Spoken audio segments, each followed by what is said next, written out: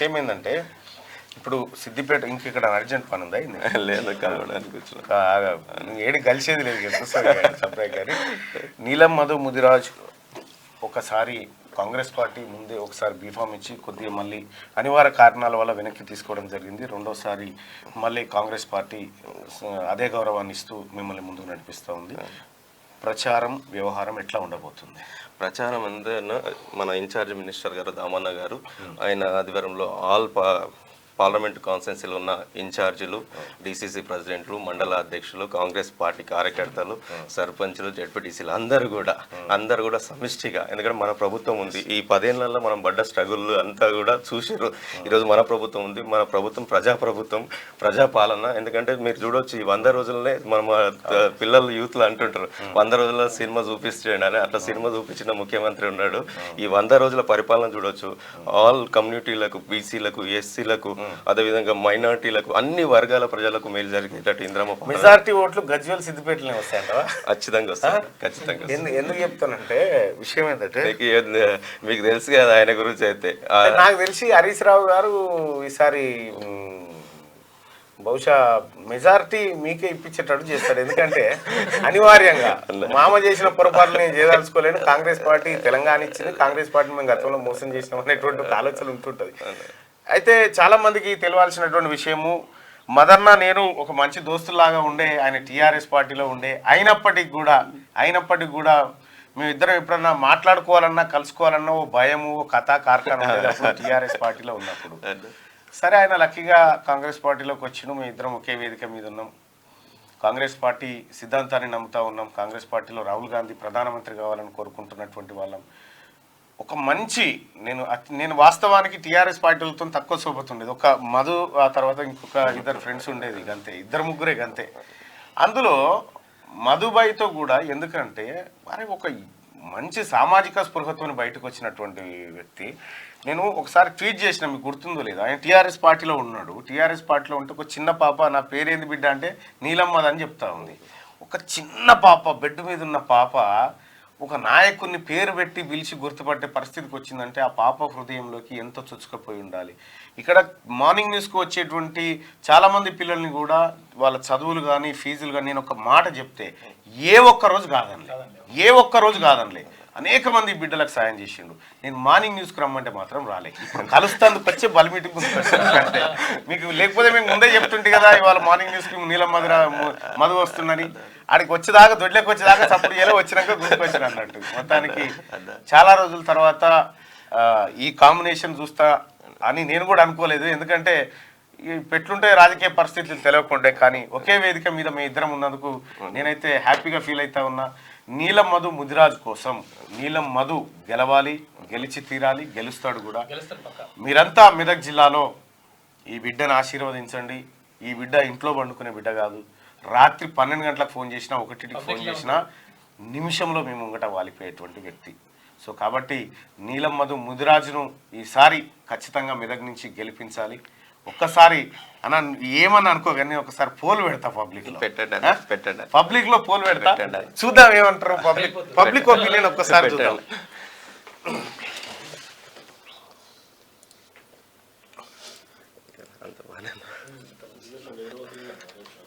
హరీష్ రావు నిద్రపోతాడు.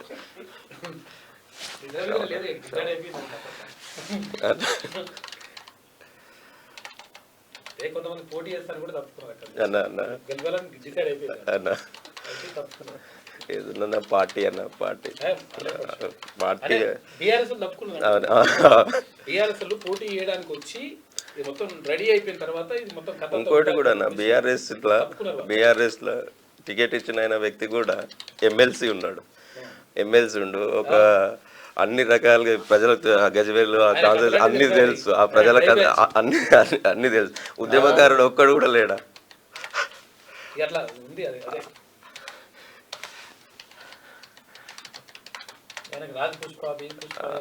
అవునన్నా. రైట్, ఏదేమైనప్పటికీ అల్టిమేట్ గా నువ్వు కష్టపడన్నా లేకపోతే నీ పరిస్థితి, ప్రెసెంట్ పరిస్థితి ఎట్లా ఉందనేది ప్రజలు చెప్తారన్న. మెదక్ ఎంపీగా ఎవరు గెలిస్తే బెటర్, నీలం మధు ముదిరాజ్, వెంకట్రామరెడ్డి లేదా Raghunandan Rao? Right, voting start. మా ప్రజల ఓటింగ్ చూద్దాం. అంటే మిక్స్డ్ ఒపీనియన్ కూడా ఉంటుంది ఓసారి. ఏమున్నది ప్రజల నిర్ణయమే అది అవసరం కూడా. నీలమ్మది ఎందుకంటే కాంగ్రెస్ పార్టీ చాలా మంది ఇక్కడ ఒక చిన్న పోల్ పెడతామంటే భయపడుతున్నారు. పెట్టన్నా చూద్దామని అంటున్నారు. అది కాన్ఫిడెంట్ లీడర్కి ఉండాల్సినటువంటి కాన్ఫిడెంట్. అది వార్డు మెంబర్ నుంచి అన్న, చిన్న వార్డు మెంబర్ నుంచి ఎంపీ. అందరు బాగా తెలుస్తాయి. 1800 1900 నీలమ్మది ముదిరాజు కాంగ్రెస్ పార్టీ 2100 ఓట్లు, వెంకటరామరెడ్డి బీఆర్ఎస్ 2200 2300 2400 ఒక 2500 అయితే ఫస్ట్ ఒక నిమిషంలో 2600 చల్ 2600 ఓట్లు పడ్డాయి ఒక నిమిషంలో. 2700 అనుకో.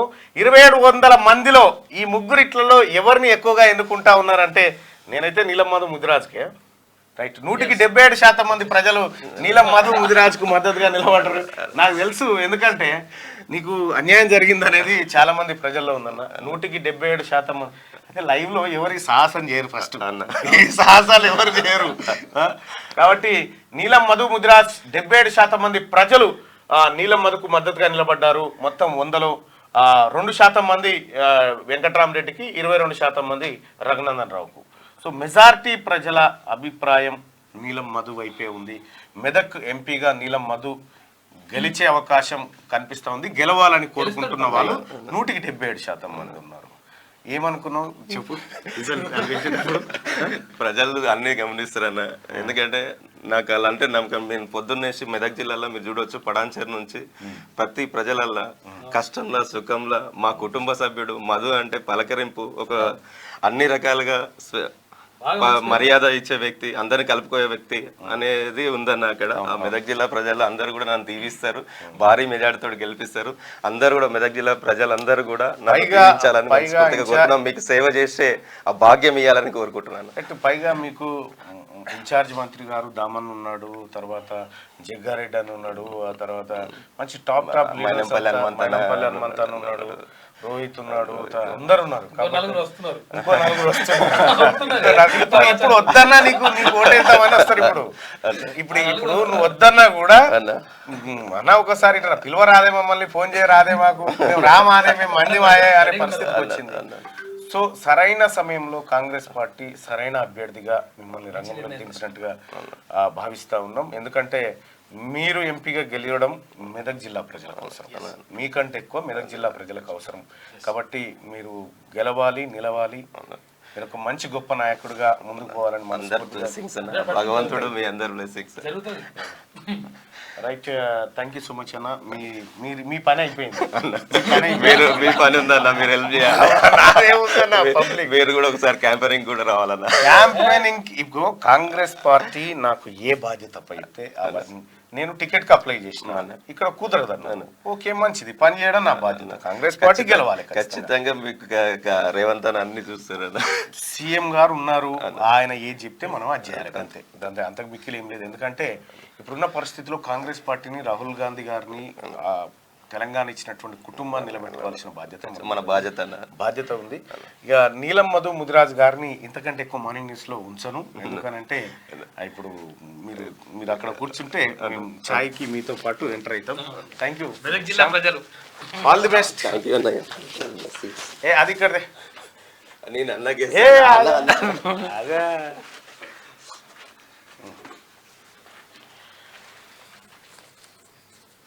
రిజల్ట్ వచ్చినట్టుంది నాకు. మెదక్ ఎంపీ రిజల్ట్ వచ్చినట్టు అనిపిస్తుంది.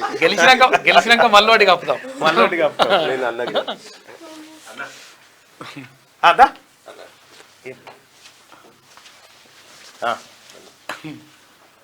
బొకే ఫోటో ఉంటుంది, ఒక ఫోటోది. మా దర్శనం అయితే ఆనే పెడతానే మెదక్లో.